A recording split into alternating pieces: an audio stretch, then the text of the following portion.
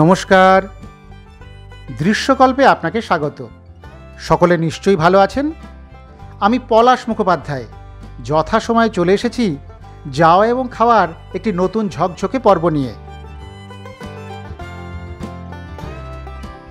বাড়িতেই প্রাতরাশ সেরে চলে এসেছি দমদম ক্যান্টনমেন্ট স্টেশনে।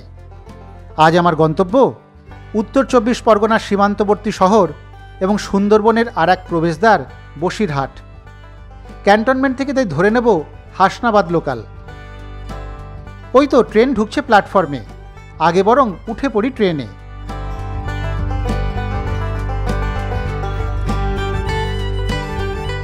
ছেড়ে দিয়েছে হাসনাবাদ লোকাল।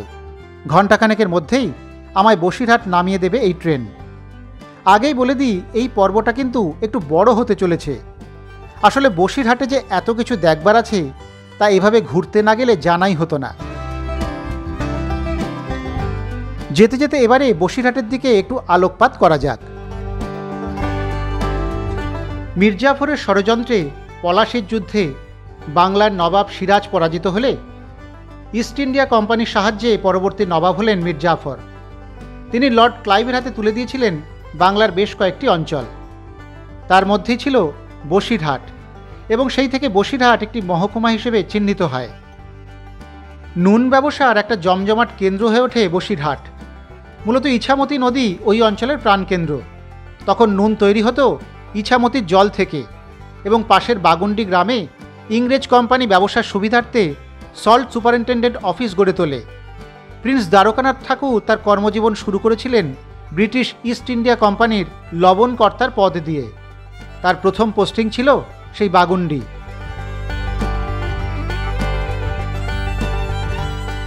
বারাসাত ছাড়িয়ে এবারে হাসনাবাদ লাইন ধরে নিয়েছে আমাদের ট্রেন। তাই তো বদলে গিয়েছে বাইরের দৃশ্যপটও। এদিকটা এখন দারুণ সবুজ সুন্দর। সেই সবুজের মধ্যে দিয়েই চলেছি আমি। ব্রিটিশ আমলেই 1810 সাল নাগাদ বসিরহাটের নীলের ব্যবসাও শুরু হয়। একই সঙ্গে নীল আর নুনের ব্যবসা করে প্রচুর মুনাফা করত ইস্ট ইন্ডিয়া কোম্পানি। ইছামতির দুধারে নীলকুঠি তৈরি হয়। 1840 সালে এই নদীর ধারেই শুরু হয় হাট। নদীপথেই পণ্য সরবরাহ করা হতো। ব্রিটিশ আমলের শেষ দিকে বসিরহাট হয়ে উঠেছিল কৃষকদের তেভাগা আন্দোলনের এক গুরুত্বপূর্ণ প্রাণকেন্দ্র। বসিরহাটের নামকরণের ইতিহাস প্রাচীন হলেও তা নিয়ে বিতর্ক আছে বিস্তর। কেউ বলেন ডগঘাটের ইজারাদার বসু পরিবারের থেকেই বসুর হাট অথবা বসুদের হাট কথাটি এসেছে।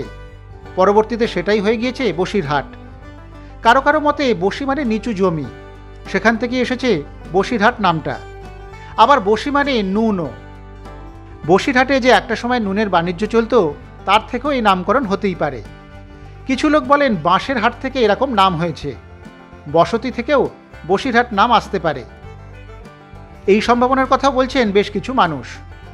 ভাষাবিদ সুকুমার সেনের মতে বসি নামের কোনো ব্যক্তির থেকে এই জায়গার নাম হয়েছে। পাশাপাশি তার মত, বসি শব্দের অর্থ হলো স্বাধীন বা স্বতন্ত্র। ওই যুক্তিকে অনুসরণ করেই বসিরহাটে একসময়ে করমুক্ত স্বাধীন বাণিজ্য চলত বলে এই ধরনের নামকরণ হয়েছে। আবার একটা প্রচলিত কথা হলো বশির মোহাম্মদ বা বশির খানের থেকে গোটা অঞ্চলের নাম হয়েছে বসিরহাট। মধ্যযুগে এখানে বশিরের নামে হাট বসত বলেও একটা মত চালু আছে।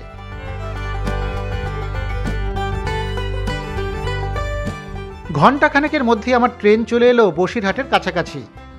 এতটা পথ যে চলে এলাম, সুন্দর প্রকৃতি দেখতে দেখতে সেটা মালুমই হলো না। অবশেষে ট্রেন ঢুকছে বসিরহাট স্টেশনে।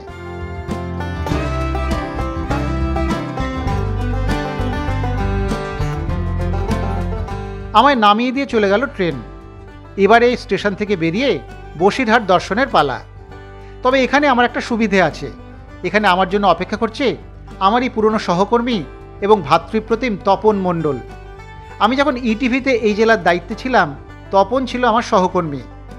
তপন এখনও সাংবাদিকতা করে। ওই তো বাইক নিয়ে দাঁড়িয়ে আছে তপন।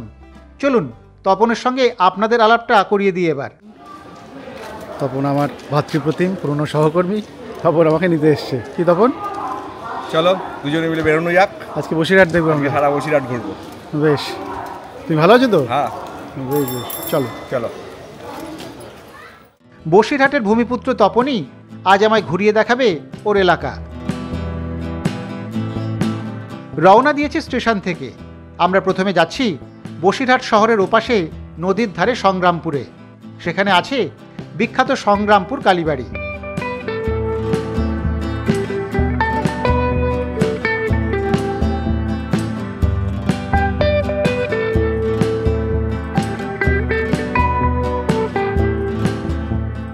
সংগ্রামপুর যেতে হলে ইছামতি পার হতে হবে, তাই তো এবারে ধরে নেব ইছামতির উপরে সেতু।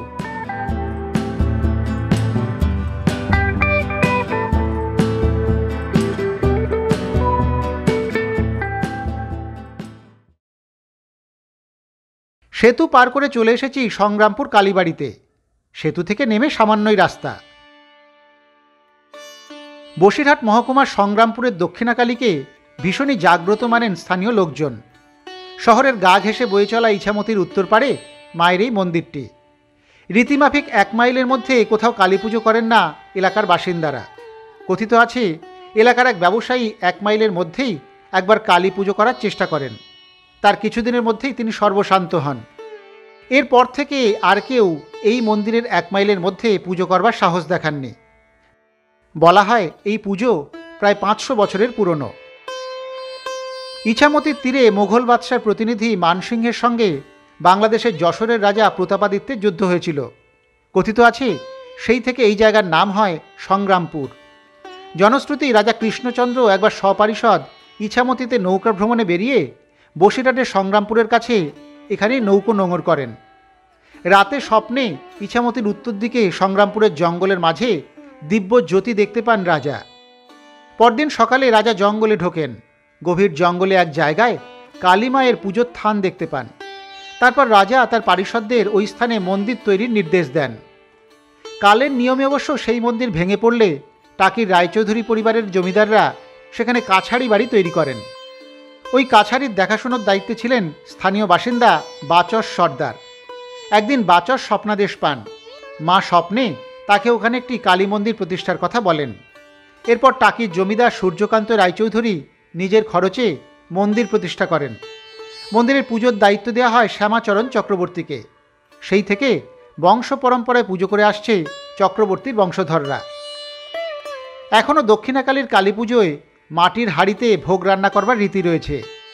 ভোগ বলতে মটর ডাল, কচুরমুখী আর এঁচোড় চিংড়ির সঙ্গে সাদা ভাত। শ্যামা পুজোর দিনে মন্দির প্রাঙ্গণে ভিড় জমান হাজার হাজার মানুষ। উদ্যোক্তারা সংগ্রামপুরের মন্দির প্রাঙ্গণে চড়কের মেলার পাশাপাশি জাঁকজমক করে ভদ্রকালী এবং পৌষকালী পুজোও করেন। মন্দিরে ভক্তদের বসবার জন্য তৈরি করা হয়েছে সুন্দর একটা নাট মন্দির।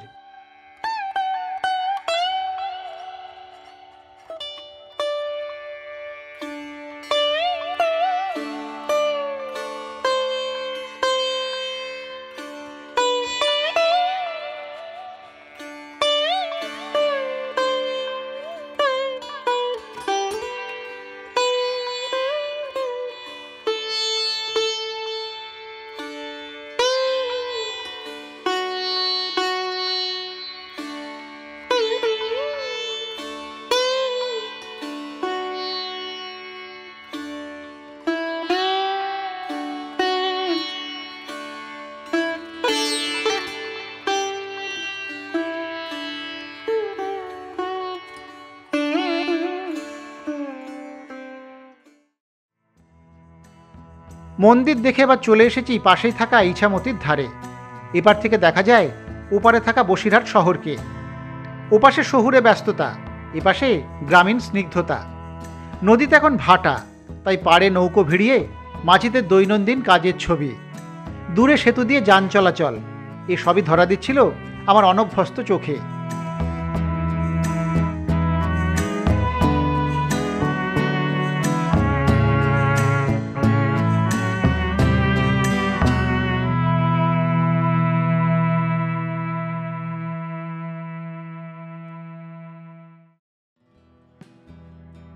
রওনা দিলাম আমরা। এপার থেকে আবার নদী পেরিয়ে ওপারে চলা।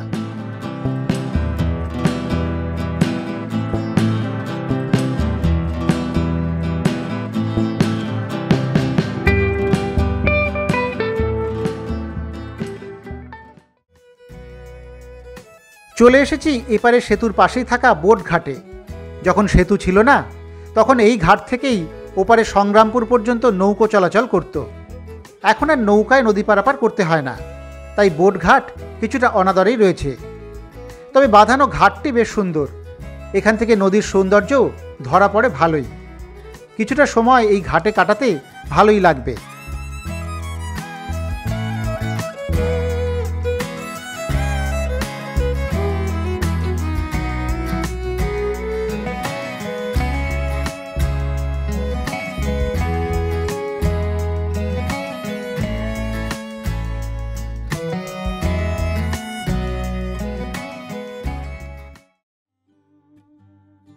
ঘাটের পাশেই সেতুর প্রায় নিচেই রয়েছে একটি পার্ক। এবারে যাচ্ছি সেই পার্কে। শহুরে ব্যস্ততার মাঝে এই পার্কটি বেশ নিরিবিলি। সুন্দর গাছের ছায়া ভরা পার্কটি আমার তো বেশ ভালোই লাগলো। ওপাশে একটু এগোই চলুন, সামনেই বইছে ইছামতি নদী। এই পার্কের পোশাকি নাম রবীন্দ্র সৈকত। সুন্দরবনের প্রবেশদ্বার বসিরহাট, সে তো আগেই বলেছি। তাই এখানে পার্কে কিছু সুন্দরী গাছ লাগানো আছে দেখলাম। এখান থেকেও ইছামতির রূপ ধরা দেয় সুন্দরভাবে। একটু সময় এই পার্কে কিন্তু কাটানো যেতেই পারে।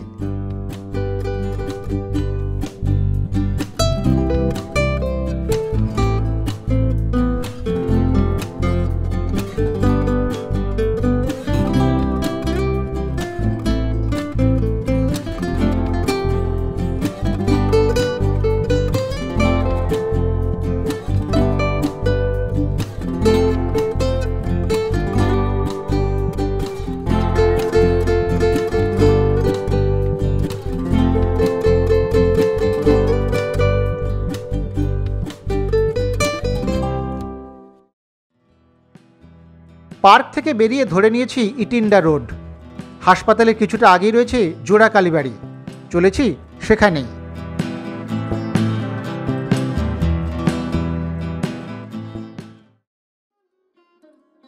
রাস্তার দুধারে দুটি কালী মন্দির, সেই কারণে এই মন্দিরকে বলা হয় জোড়া কালী মন্দির। একটি মন্দিরের বিগ্রহ কোষ্ঠী পাথরের, অপরটি নিম কাঠের। এই দুটি মন্দিরের পরিচিতি যার জন্য তিনি বহুকথিত সিদ্ধপুরুষ বামাখ্যাপার শিষ্য মণিমোহন গোস্বামী ওরফে তারাখ্যাপা।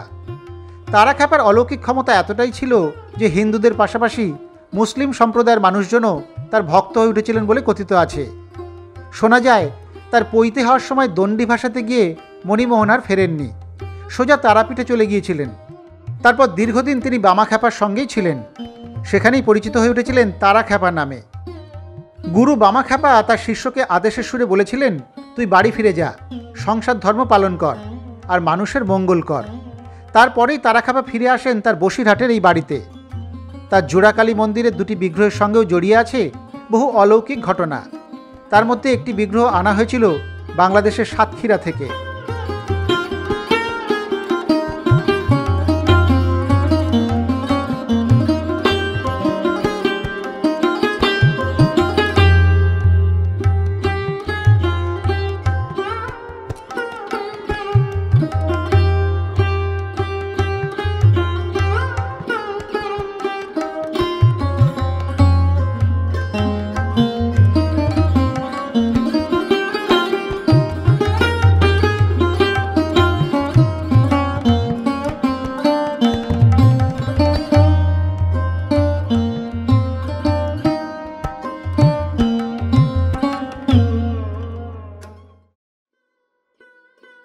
জোড়াকালী মন্দিরের সামান্য দূরেই রয়েছে গৌড়ীয় মঠ।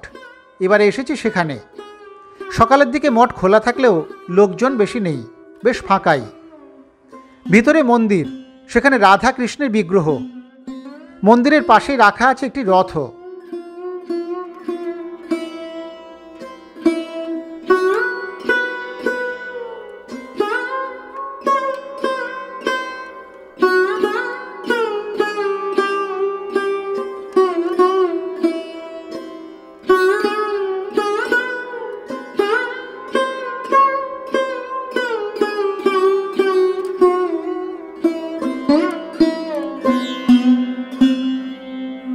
Mm-hmm.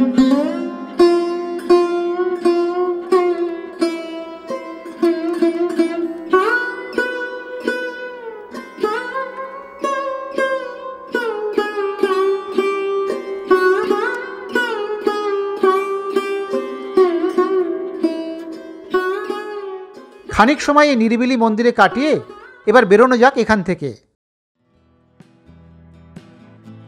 এবারে চলেছি সোজা রাস্তা ধরে শাহী মসজিদ।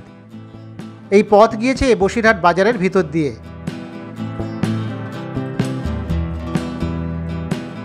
খানিক গিয়েই আমরা দেখা পেলাম বসিরহাট টাউন হলের। এই টাউন হলও কিন্তু ঐতিহাসিক, বহু মনীষীর পদধূলি ধন্য।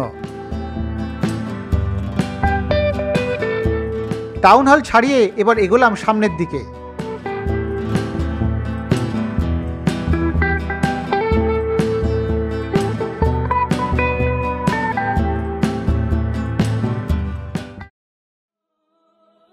চলে এসেছি শাহী মসজিদের কাছে। বাজারের ভিতরে একটা গলির মধ্যেই মসজিদ। বসিরহাট শহরের অন্যতম প্রাচীন ধর্মীয় স্থাপনা হল বসিরহাট শাহী মসজিদ। বসিরহাট টাউন স্কুলের কাছে অবস্থিত এই মসজিদটি স্থানীয়ভাবে শালিক মসজিদ নামেও পরিচিত। এটি শুধু একটি ধর্মীয় কেন্দ্র নয়, বরং বসিরহাটের ইতিহাস, সংস্কৃতি ও স্থাপত্য ঐতিহ্যের এক জীবন্ত নিদর্শন। এই মসজিদটি 1466 সালে ইউসুফ শাহের রাজত্বকালে নির্মিত হয়। নির্মাতা ছিলেন উলুগ মজলিসি আজম। তবে অন্য একটি মতে 1305 সালে জনৈক আলাউদ্দিন এই মসজিদ তৈরি করেন। বয়সের দিক থেকে কিন্তু এটি বাংলার দ্বিতীয় প্রাচীনতম মসজিদ। মসজিদটির ছাদে রয়েছে 6টি গম্বুজ, 2টি সারিতে সাজানো। 2টি কারুকার্য খচিত পাথরের স্তম্ভ ছাদকে ধারণ করে। স্থাপত্যের নিপুণতা এবং ঐতিহ্যবাহী নকশা আজও দর্শনার্থীদের মুগ্ধ করে।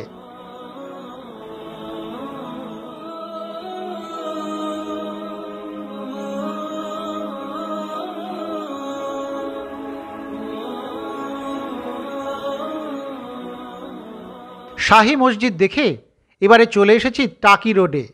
এখানে আছে মিষ্টির দোকান মায়ের আশীর্বাদ। বসিরহাটের মাখা সন্দেশ বা কাঁচাগোল্লা বিখ্যাত। সেই কাঁচাগোল্লাই এবারে খাবো আমরা। অনেক মিষ্টির দোকানই বসিরহাটে আছে, তাদের তুলনায় মায়ের আশীর্বাদ নবীন হলেও ইদানিং এই দোকানের মিষ্টির বেশ খ্যাতি এই তল্লাটে। তাই মাখা সন্দেশ খেতে এখানেই চলে এসেছি আমরা। দোকানে রয়েছে বিভিন্ন ধরনের মাখা সন্দেশ, অন্য মিষ্টির সম্ভারও প্রশংসনীয়, তবে আমরা এখন মাখা সন্দেশেরই পক্ষে।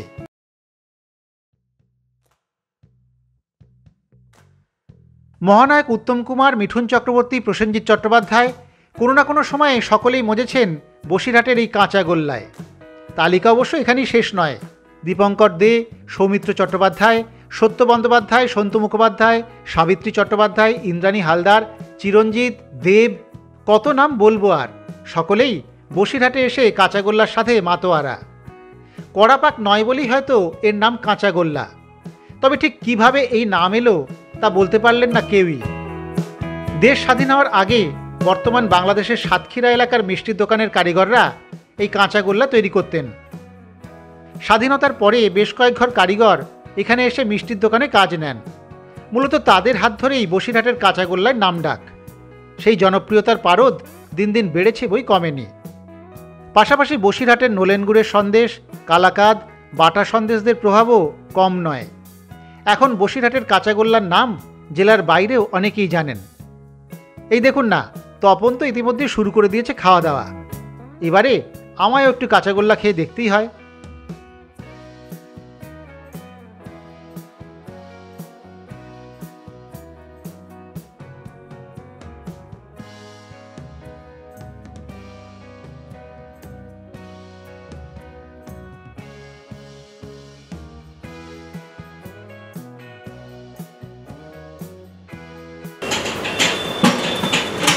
স্বয়ং উত্তম কুমার এই কাঁচাগোল্লা বা মাখা সন্দেশ যাই বলুন, সেটা খেয়ে প্রশংসায় পঞ্চমুখ হয়েছিলেন। এবং তিনি যখন এখানে শুটিং করতে এসেছিলেন, আমরা শুনেছি অমানুষ ছবির, তখন এই গোটা মানে বসিরহাট থেকেই এই কাঁচাগোল্লা বা এই সরবরাহ করা হতো। তো উত্তম কুমার যে মিষ্টি খেয়ে মুগ্ধ হয়েছেন, আমি তখন ছাড়। কাঁচাগোল্লার খ্যাতি বহুদিন থেকে বসিরহাটে, অনেক দিন থেকে। কাঁচাগোল্লার একদম বয়সটা বলা মুশকিল, কিন্তু বহু বছর ধরে কিন্তু এই বসিরহাটের কাঁচাগোল্লার একটা আলাদা নাম আছে। কাঁচাগোল্লা অন্য জায়গাতে আমরা খেয়েছি আমাদের ইয়েতে, কিন্তু বসিরহাটের কাঁচাগোল্লার একটা বিশেষত্ব হচ্ছে এই কাঁচাগোল্লাটা ঝুরঝুরে হয় না, একটু গাঢ় হয়, একটু মাখো মাখো হয়। তো দুরকম কাঁচাগোল্লা আমি নিয়েছি এখানে, ওরা দিয়েছেন। আমরা তো এসেছি মায়ের আশীর্বাদ মিষ্টির দোকানে। এখন এই দোকানটাই বসিরহাটে মোটামুটি ভালো চলে, আমাকে তপন বললো। তো আমাকে দুরকম মিষ্টি ওরা দিয়েছেন, মানে কাঁচাগোল্লা দিয়েছেন। একটা হচ্ছে কম মিষ্টি, একটা হচ্ছে বেশি মিষ্টি। তাহলে একটু কম মিষ্টির কাঁচাগোল্লাটা খেয়ে দেখি।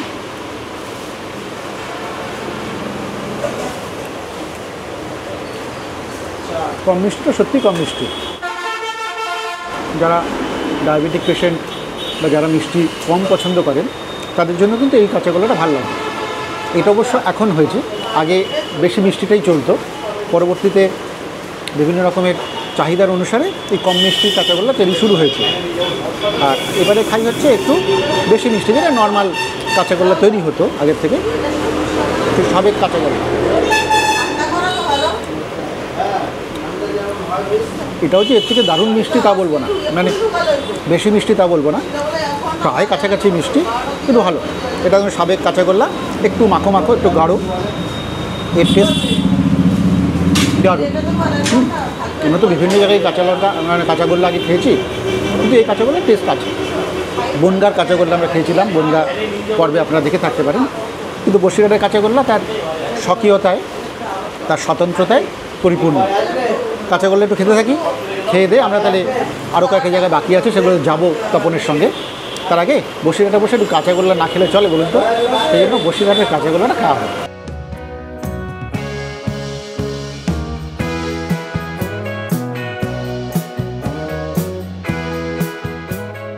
মোটামুটি 12 কেজি দুধ থেকে এই যে ছানা তৈরি হয়, তাতে 1.5 কেজি মতো চিনি মিশিয়ে সেটাকে পাক করা হয়।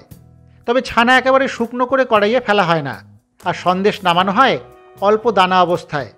পাক নরম হলেও মিষ্টির আধিক্য একটু বেশিই থাকে। তবে এখন ডায়াবেটিকদের কথা ভেবে কম মিষ্টির কাঁচাগোল্লাও বানানো হচ্ছে। মজার কথা হলো, সাধারণ কাঁচাগোল্লার দাম যেখানে কেজি প্রতি কম বেশি 250 টাকা, সেখানে কম মিষ্টির কাঁচাগোল্লার দাম 300 টাকার মতো।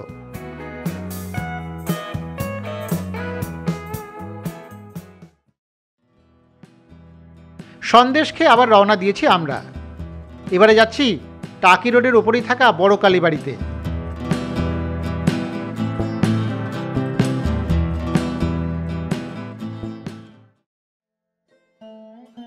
চলে এসেছি বড় কালীবাড়ির সামনে। বসিরহাটের বড় কালীবাড়ি মানেই তার সঙ্গে যুক্ত 400 বছরের পুরনো ইতিহাস, ঐতিহ্য আর আড়ম্বর।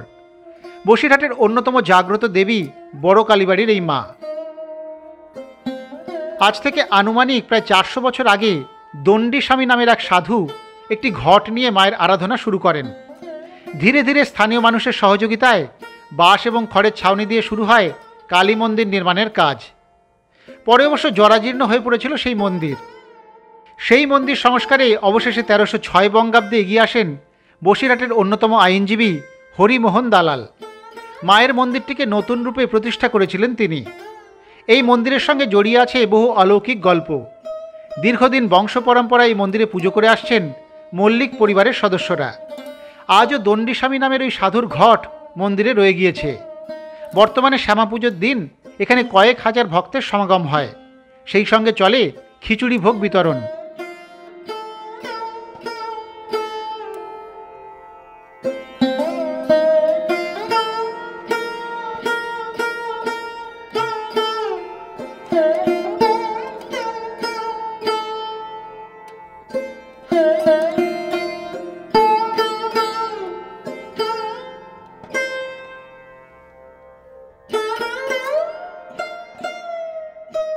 এই মন্দির চত্বরে রয়েছে রাম, সীতা এবং হনুমানের মন্দিরও।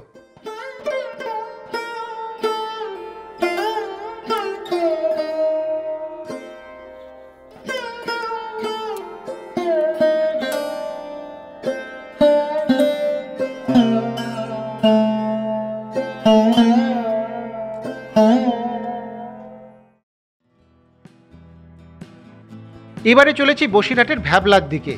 ভ্যাবলায় আছে স্যার রাজেন্দ্রনাথ মুখোপাধ্যায়ের বাড়ি, সেটা দেখতেই যাওয়া। স্যার রাজেন্দ্রনাথ মুখোপাধ্যায় ছিলেন ভারতের যশস্বী বাঙালি শিল্পপতি এবং সুদক্ষ প্রকৌশলী।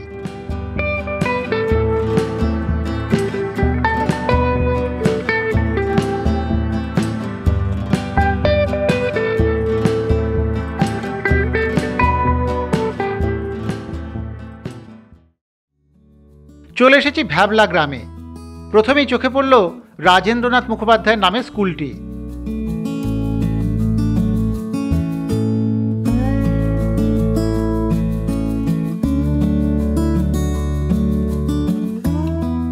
স্কুল পেরিয়ে একটু এগোলেই রাস্তার ধারে পুকুর পাড়ে তার বসত বাড়ি। রাজেন্দ্রনাথ মুখোপাধ্যায়ের জন্ম এই ভ্যাবলা গ্রামের এক সাধারণ গৃহস্থের পরিবারে। তার পিতা ভগবানচন্দ্র বারাসাতে মোক্তারি করতেন। যখন মাত্র 6 বছর বয়স, সেই সময় ভগবানচন্দ্র পরলোক গমন করেন। কেবল মায়ের প্রয়াসে এবং তত্ত্বাবধানে বেড়ে ওঠেন রাজেন্দ্রনাথ। উচ্চশিক্ষা লাভও করেন। পরে স্বাধীন ব্যবসার উদ্দেশ্যে একজন অংশীদার নিয়ে ঠিকাদারি শুরু করেন। ক্রমে তিনি একজন সুদক্ষ ইঞ্জিনিয়ার ও ঠিকাদার হয়ে ওঠেন। শুরুতে যে ব্রিটিশ ঠিকাদার কোম্পানির ওভারসিয়ার রূপে কাজে নেমেছিলেন, সেই মার্টিন অ্যান্ড বার্ন কোম্পানিরই অংশীদারের সর্বময় মালিক হয়ে যান। আজকের আধুনিক কলকাতা মহানগরীর অন্যতম গর্ব ভিক্টোরিয়া মেমোরিয়াল সৌধ ও পলতা ওয়াটার ওয়ার্কস, রাজভবনের বিপরীতে এসপ্ল্যানেড ম্যানশন, বিবাদীবাগের Chartered Bank building, Mysore palace ইত্যাদি নির্মিত হয়েছিল রাজেন্দ্রনাথ মুখোপাধ্যায়ের তত্ত্বাবধানেই। তার দূরদর্শিতা এবং কৃতিত্বের পরিচয় পাওয়া যায় কলকাতার সাথে কৃষি প্রধান জেলার যোগাযোগের জন্য আমতা, রানাঘাট, কৃষ্ণনগর, বারাসাত, বসিরহাট ইত্যাদির মধ্যে মার্টিন রেলপথ নির্মাণের মধ্য দিয়ে। বর্তমান হাওড়া ব্রিজ তথা রবীন্দ্র সেতু নির্মাণে ইঞ্জিনিয়ারদের নিয়ে যে বিশেষজ্ঞ কমিটি সেই সময় গঠিত হয়েছিল, তার সভাপতি হিসেবে তিনি লন্ডন যান এবং এর নির্মাণের জন্য উপযুক্ত পরামর্শ দেন। তার তত্ত্বাবধানেই 1932 সালে বেলুর মঠে রামকৃষ্ণ মন্দিরও স্থাপিত হয়। কলকাতায় তার নামে রাস্তাও রয়েছে। স্যার রাজেন্দ্রনাথ মুখোপাধ্যায়ের বাড়ি দেখে এবার রওনা দিয়েছি আমরা। এবারে যাব বসিরহাট থেকে সামান্য দূরেই আন্দুলপোতা। এখন তো এই জায়গা ভাইরাল। বসিরহাট থেকে ভেবিয়া যাওয়ার পথে কয়েক কিলোমিটার গেলেই পড়ে আন্দুলপোতা বাজার। সেই বাজার থেকে বাঁদিকে ভেতরে ঢুকে খানিকটা গেলে শুরু হয়ে যায় মাছ চাষের ভেড়ি।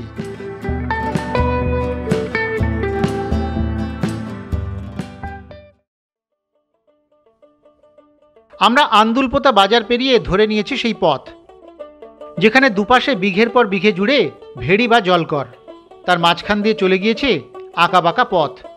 এটাই আন্দুলপোতার সৌন্দর্য।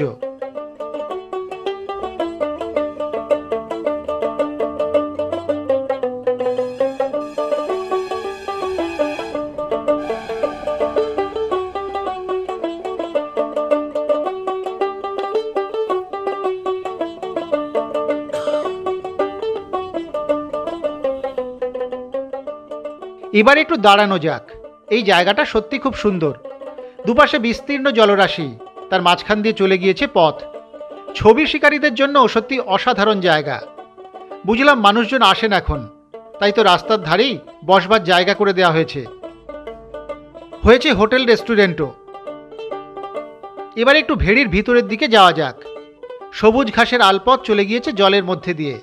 আমিও পা বাড়ালাম সেই পথেই।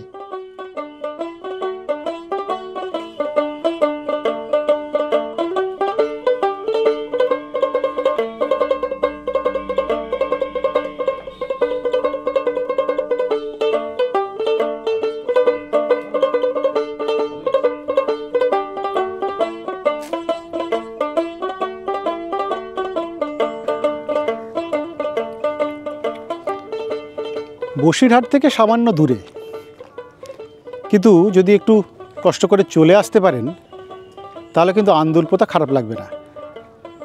আমি তো আসার আগে অনেকগুলো ভিডিও দেখেছিলাম, অনেকের কাছে শুনেছিলাম আন্দুলপোতার নাম। তো একটু সংশয় নিয়ে এসেছিলাম। তপনকে বলেওছিলাম যে যাওয়া যায় কি না। তপন তো এক কথায় রাজি, কোনো কিছুতেই না বলে না ও। তো আন্দুলপোতা এসে কিন্তু আমার খুব ভালো লাগছে। যারা একটু নিরিবিলি, নির্জনতা, একটু সবুজের ছোঁয়া, সঙ্গে তো উপরি পাওনা এই জল, আদিগন্ত বিস্তৃত জলরাশি এই যে রয়েছে, তো এইটা তো সব জায়গায় পাওয়া যায় না। এটা এই দিকটাতেই বেশি পাওয়া যায়। আমরা এর আগে অবশ্য জলকরে গিয়েছি। স্থানীয় ভাষায় এই ভেড়িগুলোর নাম হচ্ছে জলকর। তো জলকরে আমরা আগেও গিয়েছি। কিন্তু আন্দুলপোতার একটা বৈশিষ্ট্য হচ্ছে যে নিরিবিলি, নির্জন এবং এই ভেড়ির মধ্যে দিয়ে একটা সুন্দর আঁকাবাঁকা পথ, এবং সেখান থেকে আবার এই ভেতরে এই যে গলিপথ যাকে বলা যায় ভেড়ির মধ্যে, এই সবুজে মোড়া এই সুন্দর জায়গাগুলো, না এটা একটা দারুণ পাওনা। এইটা একটা সত্যি খুব ভালো পাওয়া। আমাদের সত্যি খুব ভাল লাগছে। তপন স্থানীয় ছেলে, তারও ভাল লাগছে। আর আমি তো এইসব জিনিস পাই না, আমার তো সত্যি ভালো লাগছেই। একটু বিকেল বিকেল আসলে ভালো লাগতো আরও। আমরা তো একদম ভরা দুপুরে এসেছি, তো আপনারা যদি বসিরহাট বেড়াতে আসেন তাহলে একটু বিকেলের দিকে যদি এই জায়গাটা আসেন খুব ভালো। এখানে অনেক লোক কিন্তু আসে, আমি দেখলাম এখানে হোটেল হয়ে গিয়েছে, রেস্টুরেন্ট হয়ে গিয়েছে, ছোটো ছোটো পার্ক বানিয়েছে, তো বেশ ভালো, আমার তো ভালো লেগেছে। আন্দুলপোতায় খানিকক্ষণ সময় কাটাই আমরা।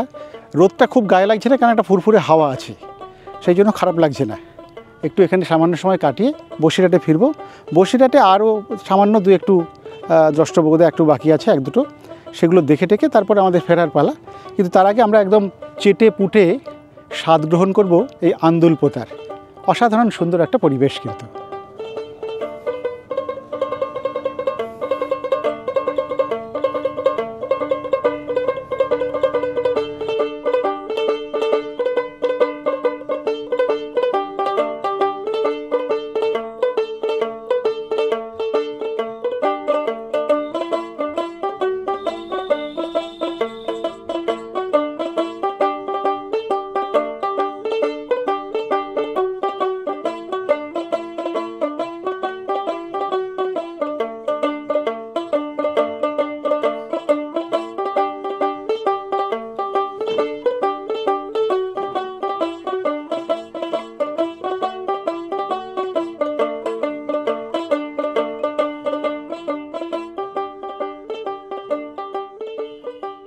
আন্দুলপোতার এই প্রাকৃতিক সৌন্দর্য মন কেড়েছে শুধু আমার নয়, আপামর বাঙালির।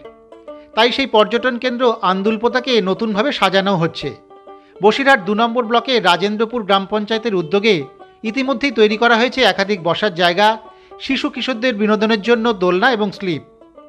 আমরাও এবারে চলেছি সেই পার্কের দিকে।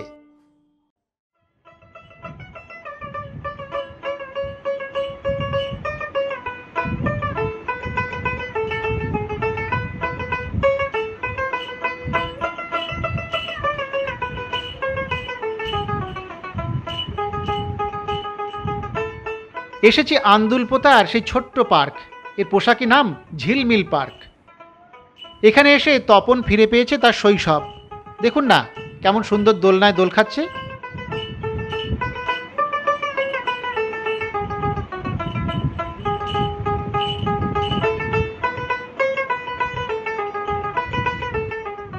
জলের মধ্যেই পার্কের শোভাও দারুণ। পার্কের পাশাপাশি পর্যটকদের কথা মাথায় রেখে তৈরি করা হয়েছে শৌচালয়ও। তবে সব মিলিয়ে এই জায়গাটা আমারও কিন্তু বেশ ভালোই লেগেছে।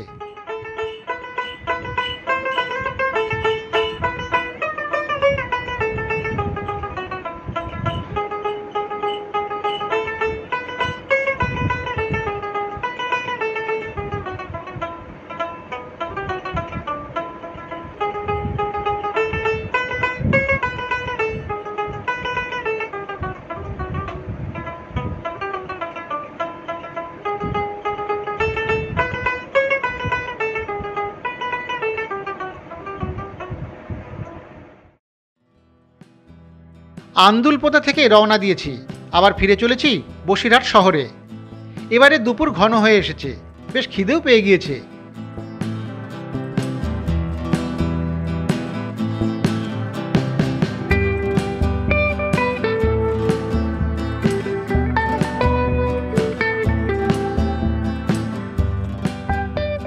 শহরে ঢুকে এবারে যাচ্ছি কাছাড়ি পাড়ায়।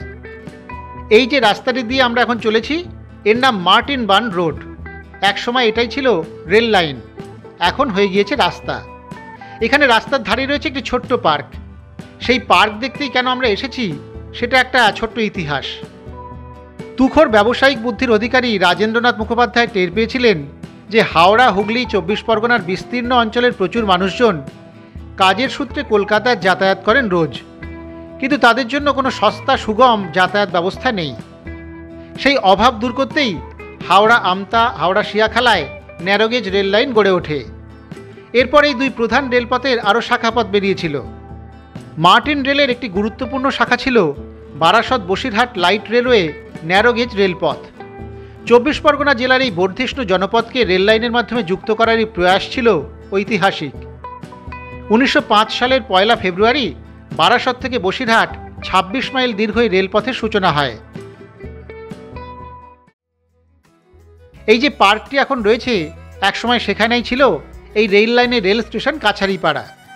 সেই রেল লাইন এখন হয়ে গিয়েছে মার্টিন বার্ন রোড।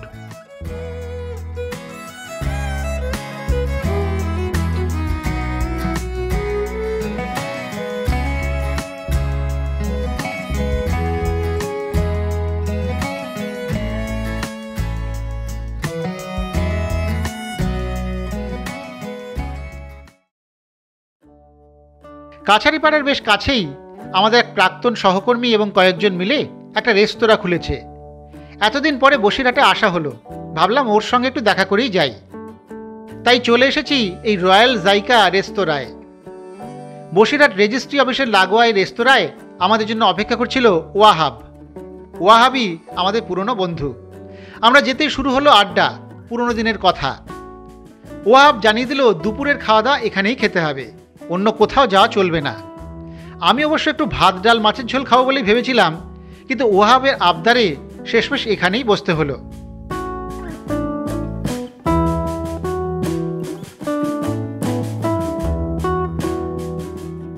এরই মধ্যে বহু আয়োজন করে ফেলেছে Wahab. Chicken soup, chicken momo, tandoor chicken, biryani, butter chicken, tandoori roti, সে এক এলাহি আয়োজন। ওর দোকানে নাকি এগুলির স্বাদ খুব ভালো, আমাদের খেয়ে দেখতেই হবে। কিন্তু আমাদের পক্ষে এত কিছু খাওয়া তো সম্ভব নয়, তাই ওয়াহাবকেও জোর করে বসানো হলো আমাদের সঙ্গে। তিনজনে মিলে খাওয়া দাওয়া এবং সঙ্গে আড্ডা এবারে জমে গেল আরো সুন্দরভাবে। কি তপন, কেমন খাচ্ছ? ভালোই। রয়্যাল জাইকার খাওয়া নামে যেমন, গুণেও তেমন, মানেও তেমন।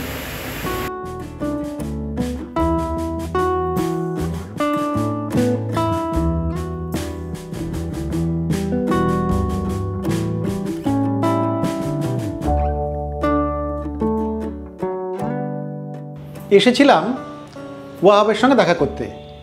ওয়াহাব আমাদের পুরনো সহকর্মী, সাংবাদিক। আমরা একসঙ্গে বহু কাজ করেছি। আমি যখন এই জেলায় দায়িত্বে ছিলাম সাংবাদিক হিসেবে, তখন ওয়াহাব রায় ছিল আমার সঙ্গে।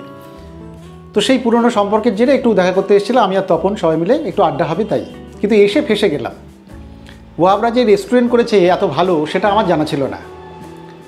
তো বসিরহাট আস্তে আস্তে গড়ে উঠছে, মানে রেস্টুরেন্টের দিক থেকে আর কি। আগে এখানে এত ভালো রেস্টুরেন্ট, আমি যখন বসিরহাটে এসেছি আজ থেকে 15 বছর 20 বছর আগে, তখন এত ভালো রেস্টুরেন্ট উঠে ছিল না। হোটেল ছিল, ভাতের হোটেল যেটা বলে সেটা ছিল, কিন্তু এত সুন্দর সুন্দর খাবারের মতো যে রেস্টুরেন্ট সেটা কিন্তু ছিল না। সেটা আস্তে আস্তে গড়ে উঠছে। ওয়াহাবরা তৈরি করেছে এই যে রয়্যাল জাইকা, তার মধ্যে অন্যতম। তো এইখানে এসে দেখছি অনেক কিছু পাওয়া যায় এখানে। আর ওয়াহাব আমাকে বললো যে দুপুরবেলা না খেয়ে এখান থেকে যাওয়া যাবেই না। হ্যাঁ, তো ওর আদরে আবদারে, ওর দাবিতে এখানে খেতে হলো আমাদের।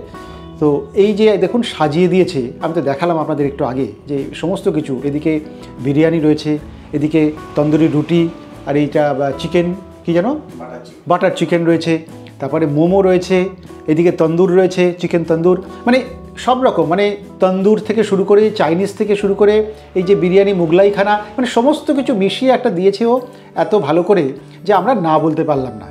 তো খাবার দাবার খাই। আমার তো সামনে এই যে তন্দুরটা দেখে আমি লোভ সামলাতে পারছি না, দারুণ একটা এই যে তন্দুর, এটা আমার খুব প্রিয় খাবার। তো এইটা একটু একটা না খেলেই নয়। সামনে এত খাবার দাবার নিয়ে কথা বলা খুব কঠিন। দারুণ সুসিদ্ধ মাংস।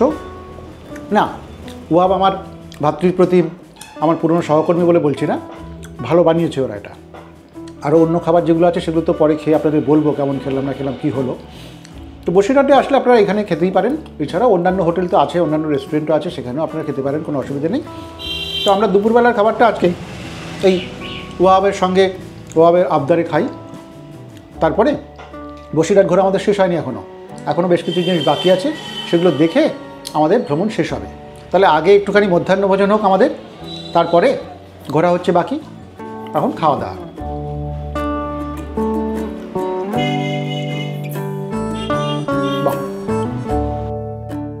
বসিরহাটে এখন বেশ কিছু ভালো রেস্টুরেন্টও হয়েছে, তারা কেউ খারাপ নয়। পাশাপাশি রয়্যাল জাইকার স্বাদও ভালোই। একটা কথা না বললেই নয়, অনেকেই জিজ্ঞাসা করেন দাম দিয়ে খেয়েছি কিনা। তাই বলি, অন্যান্য জায়গায় দাম দিয়ে খেতে হলেও এখানে কিন্তু ওয়াহাব আমাদের কাছ থেকে কোনো খাবারের দামই নেয়নি। তাই আমি রয়্যাল জাইকার খাবার এবং তার দামের তালিকা এখানে তুলে দিলাম আপনাদের জন্য। একটু বেশি খাওয়া দাওয়া হয়ে গিয়েছে। ওয়াহাবের কাছ থেকে বিদায় নিয়ে এবারে আমরা এসেছি পাশেই থাকা সূর্যকান্ত পার্কে। এখানেই বসে একটু জিরিয়ে নেওয়া যাক। বড় একটা পুকুরকে ঘিরে এই পার্ক। স্থানীয়রা বলেন ট্যাঙ্কের পুকুর। শহরের মাঝে এই জলাশয় এবং পার্ক স্থানীয় মানুষজনের কাছে একটা বড় পাওনা। পার্কের একধারে রয়েছে ভাষা শহীদ স্মারক স্তম্ভ। পার্কের অপর পাশে রয়েছে শহীদ দীনেশ মজুমদারের আবক্ষ মূর্তি।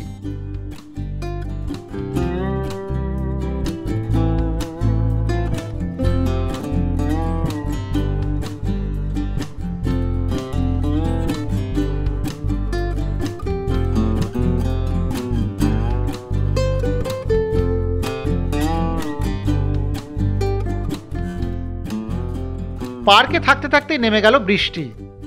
পুকুরের জলে বৃষ্টির সুন্দর ছবি। এবারে বসে বসে সেই সুন্দর দৃশ্য দেখার পালা। সেটাই উপভোগ করছিলাম আমরা।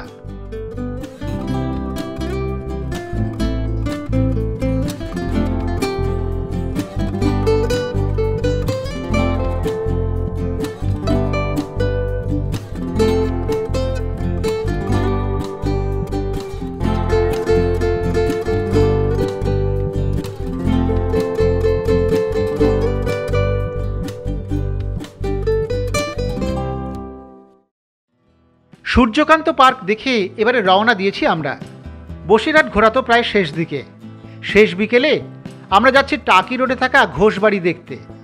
বসিরহাট থেকে টাকির দিকে কয়েক কিলোমিটার গেলেই মিলবে ঘোষবাড়ি।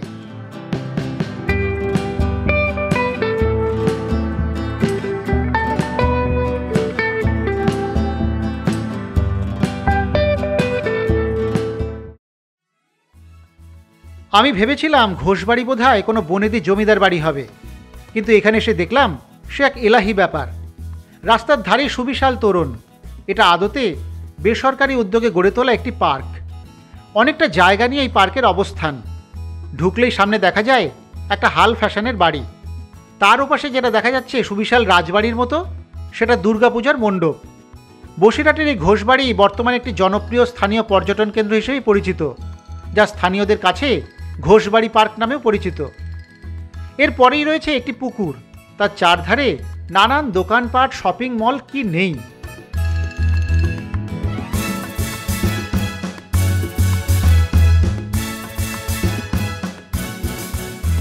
পুকুরের ওপাশে একটি পুরনো বাড়ি, সেটাই নাকি আদি ঘোষবাড়ি। ব্যাপারটা ঠিক বুঝলাম না। যাই হোক, এগুলি ছাড়ালেই নজরে আসবে একটা মেলা। শুনলাম এই মেলা নাকি স্থায়ী। এখানে এমনভাবেই মেলা থাকে। রয়েছে ফুড কোর্টও।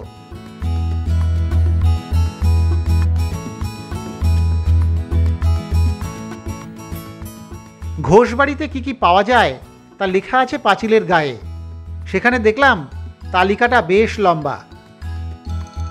বসিরহাট শহরের কাছেই অবস্থিত একটি পারিবারিক বা বন্ধুদের সঙ্গে সময় কাটানোর জন্য আদর্শ স্থান কিন্তু এই ঘোষবাড়ি পার্ক।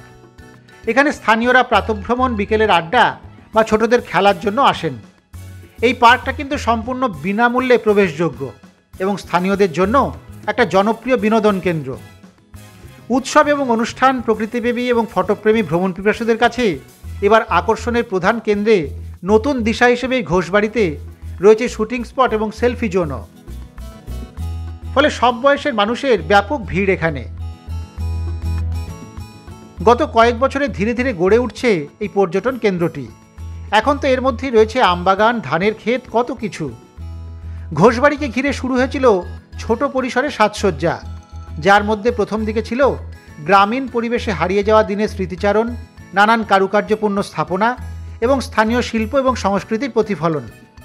এরপর তৈরি হয়েছে সেলফি জোন, শুটিং স্পট, যেখানে পুরনো দিনের হলুদ ট্যাক্সি, গরুর গাড়ি, জিরাফ, ডাইনোসরের মতো দৃষ্টিনন্দন এবং কল্পনাপ্রসূত উপাদান স্থান পায়। এই উদ্যোগে পর্যটকদের সাড়া পেয়ে উৎসাহিত হয়েছেন প্রধান উদ্যোক্তা লালটু ঘোষ। কয়েক একর জায়গা নিয়ে এই পার্কের এখন বিস্তার। তবে এখনও গড়ে উঠছে আস্তে আস্তে এই পার্ক। ভিতরে রয়েছে মন্দির, গির্জা, মসজিদ সবই। চলুন না এক নজরে একটু দেখে নিই এই পার্কে আরও কী কী আছে। এপাশে রয়েছে এই পার্কে থাকার জন্য কটেজ, তার সামনে আবার নৌবিহারের ব্যবস্থা। কি নেই এখানে! একটা কথা বলি, এই পার্কে ঘুরতে কিন্তু সময় লাগবে। আমি একটু কম সময় নিয়ে এসেছি বটে, আপনারা এখানে এলে হাতে একটু সময় নিয়ে আসবেন। ঘোষবাড়ি পার্কে বিভিন্ন সময়ে স্থানীয় উৎসব এবং অনুষ্ঠান অনুষ্ঠিত হয়, যা স্থানীয় সংস্কৃতি এবং ঐতিহ্যের প্রতিফলন। বিশেষ করে দুর্গাপুজোর সময় এই স্থানটা বিশেষভাবে সজ্জিত হয়। অনেক দর্শনার্থী এখানে আসেন। প্রতিদিন সন্ধেয় এই পার্ক চত্বরটি মেলার আকার ধারণ করে। স্থানীয় খাবারের দোকানদাররা আজকাল এই পার্কের মধ্যেই নিজেদের পসরা সাজিয়ে বসেন। মনোরম পরিবেশে ঘুরতে ঘুরতে মানুষ দেদার খাওয়া দাওয়াও করে। ঘোষবাড়ি বসিরহাটের এক শান্তিপূর্ণ, সুসংগঠিত এবং মনোমুগ্ধকর স্থান, যেখানে আপনি পরিবার বা বন্ধুদের সঙ্গে সময় কাটাতেই পারেন, পাশাপাশি প্রকৃতির সৌন্দর্য উপভোগ করতে পারেন। বসিরহাটের কাছে এত বড় একটা পার্ক হয়েছে আমার তো জানাই ছিল না। ঘোষবাড়ি দেখে আমি তো অবাক। তবে সন্ধে হয়ে গিয়েছে প্রায়। এবার এখান থেকে রওনা দিলাম।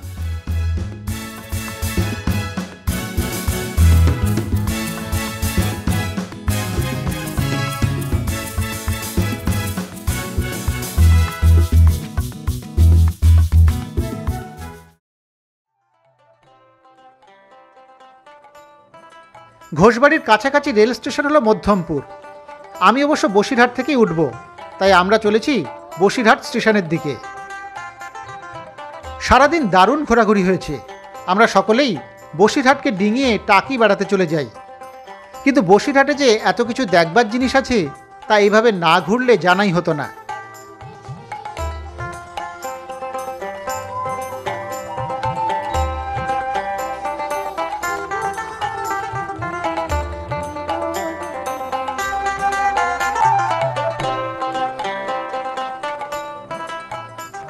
সন্ধে ঘনিয়ে এসেছে। আমরাও চলে এসেছি বসিরহাট স্টেশনে। হঠাৎ একটু জরুরি কাজ পড়ায় আমার স্টেশনে নামিয়ে দিয়ে তড়িঘড়ি চলে যেতে হয়েছে তপনকে। সন্ধ্যের বসিরহাট স্টেশন এখন ধীরে ধীরে জনসমাগমে ভরে উঠছে। খানিক পরেই ওই তো প্ল্যাটফর্মে ঢুকছে ডাউন হাসনাবাদ লোকাল। উঠে পড়ি তাহলে।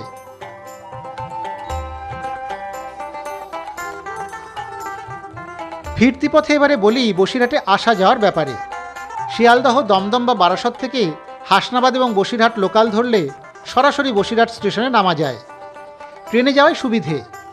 এছাড়াও কলকাতা বা বসিরহাট থেকে বসিরহাটের বাস আছে, সময় একটু বেশিই লাগে। গাড়িতে বা বাইকে গেলে বারাসত হয়ে টাকি রোড ধরে যেতে পারেন। এছাড়া রাজারহাট হয়ে শাসন দিয়ে কাজকল মোড়ে উঠেও টাকি রোড ধরে নেওয়া যায় সহজে। দক্ষিণ কলকাতা থেকে গেলে ঘটকপুকুর, মালঞ্চ হয়ে বসিরহাট যাওয়াই সুবিধে। বসিরহাটে থাকার জন্য ছোটোখাটো লজ আছে। পাশে টাকিতে অবশ্য প্রচুর হোটেল। খাওয়া দাওয়ার জন্য বিভিন্ন মানের ভাতের হোটেল এবং রেস্টুরেন্ট মিলে যাবে। দিনের দিন গিয়েও বেরিয়ে সহজেই ফেরা যায় বসিরহাট থেকে। আমি বাইকে ঘুরলেও আপনারা কিন্তু টোটো পেয়ে যাবেন, ঘুরতে কোনো অসুবিধাই হবে না। আজ তাহলে এখানেই শেষ করি। আবার ফিরে আসব সামনের বুধবারে অন্য কোথাও যাওয়া এবং খাওয়ার গল্প নিয়ে। ততক্ষণ সকলে ভালো থাকবেন, সুস্থ থাকবেন। এভাবেই দেখতে থাকবেন দৃশ্যকল্পের চ্যানেল ও যাওয়া এবং খাওয়া।